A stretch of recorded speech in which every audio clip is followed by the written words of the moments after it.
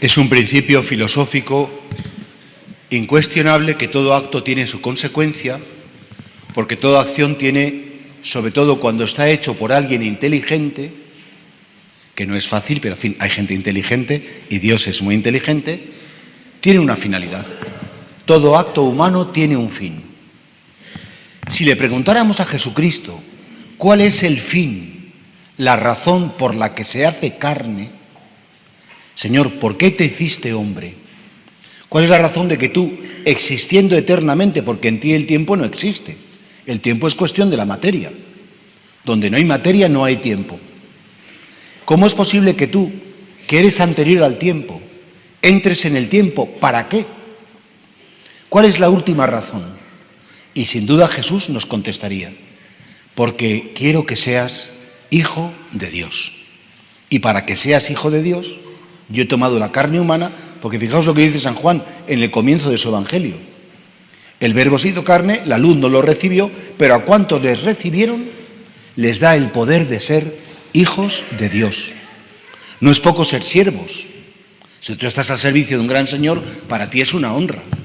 No es poco incluso ser como parte de su pueblo, pero ser hijo es el título más grande que puede tener un ser humano. Después de Dios, el título más grande es ser hijo de Dios. Y por eso a mí me parece que ahora, ya que estamos casi al final de la Navidad, mañana por la noche vienen los Reyes, un asunto muy importante, estamos todos muy nerviosos, pues después de acabando la Navidad, tendríamos que preguntarnos si realmente esta misión de Jesús se ha cumplido en nosotros. Es decir, si mi trato con Dios es el trato de un hijo, de una niña o de un niño que trata con su padre cordialmente. Mirad, no os penséis que esto que digo es perogrullo. Hay mucha gente, por ejemplo, que viene a confesarse: padre, confiéseme porque me voy de viaje. Y digo, pero ¿tú qué te crees? ¿Que por irte de viaje? No, ¿y si tengo un accidente qué? Digo, hombre, ¿va a ser Dios tan malo y tan perverso de justo pillarte en ese momento peor? No, es que si me muero y estoy sin confesar, seguro que... Digo, pues no te confieso. No, me condenaré por su culpa. Digo, pues venga, vamos a ver, ¿no? Porque al final ya es que como es un poco a cuchufleta. ¿Qué idea tenemos de Dios? Y por tanto, fijaos que si Dios ha tomado la carne humana es para que redefinamos, hagamos una nueva definición de quién es Dios para mí. Sabéis que los egipcios, por ejemplo, hablaban del juicio final. Los egipcios ponían, de hecho en algunas tumbas de faraones hay un dios, que ahora no me acuerdo el nombre del dios, que ponía en un platillo las obras buenas y en otro platillo de una balanza las obras malas. Si pesaban más las malas, te ibas al infierno. Si pesaban más las buenas, te ibas al cielo. Pero esto era matemática moral. Y dices, es que el Dios de los cristianos no es así. Si un padre o una madre tenéis un hijo que es trasto, no le vais a expulsar de casa, le intentéis ayudar para que mejore. Y si una padre o una madre tienen un hijo que encima es toquete y terco y chulito e insoportable, vamos, le vais a seguir queriendo igual. Y claro, con esto nos quiere decir el Señor que Él no quiere tener relación con nosotros, o no le gusta la relación de aquel que viene a misa, por ejemplo, a cumplir, para no pecar, de aquel que hace los mandamientos porque no hay más remedio que hacerlos, sino que quiere una relación cordial, como la tienes con tu madre, con tu padre. Si has tenido la suerte de tener una buena madre, un buen padre, pues recordarás unas relaciones con ellos entrañables, maravillosas, cordiales. Y por tanto Jesús nos diría, es que yo me he hecho carne y después subiré a la cruz y me he quedado en la Eucaristía todo para una cosa, para que tú aprendas a saber ser un buen hijo, una buena hija. Y un buen hijo, una buena hija es aquel que confía completamente. Sabe que yo, por lo menos cuando mi padre, yo era mucho más joven, me acuerdo que me ponía malo, ¿a quién llamo? A mis padres. Cuando tenía algún problema serio con no sé cuántos, ¿a quién llamaba? A mis padres. Porque tenía ese convencimiento de que ellos tenían recursos suficientes para sacarlo o para sacarme todo adelante. Qué importante es, porque cuando nosotros no sabemos vivir la filiación divina, no sabemos ser hijos, entonces algo se rompe dentro de nosotros. Entonces como que quedamos descuadrados, porque mirad, una sociedad o un conjunto de huérfanos que creen que sus padres les rechazan, que creen que han decepcionado a sus padres, que no tienen un vínculo cordial con ellos. Dicen todos los psiquiatras y los psicólogos que para que una persona sea equilibrada y sea estable emocionalmente, intelectualmente, necesita los primeros años de su vida saberse incondicionalmente querido. Y cuando un niño o una niña pequeña saben que son queridos en su casa, esa persona el día de mañana, emocionalmente hablando, no va a tener ningún problema. Esto es fundamental. Y te lo dicen todos como una hipótesis. Es una hipótesis, pero por lo visto bastante acertada. Claro, si tú dudas del amor de Dios, si te viene y dice, no, a mí Dios no me quiere porque me ha permitido esto, no, a mí Dios no me quiere, rece usted, me dicen que a usted le escucha más. Digo, no, me escucha igual que a ti. Y me quiere igual que a ti. No me quiere más por ser cura. No me quiere más porque he hecho cosas que a lo mejor no he hecho. El amor de Dios es infinito por cada uno. Es ilimitado por cada uno. Y si tú no tienes este convencimiento, tal vez estés viviendo un cristianismo de recetas, un cristianismo de ideas, un cristianismo de culto, pero no una relación cordial, entrañable, confiada con el Señor tu Dios. Por eso creo que sí, que es muy importante que siempre y de vez en cuando revisemos qué idea tenemos de Dios.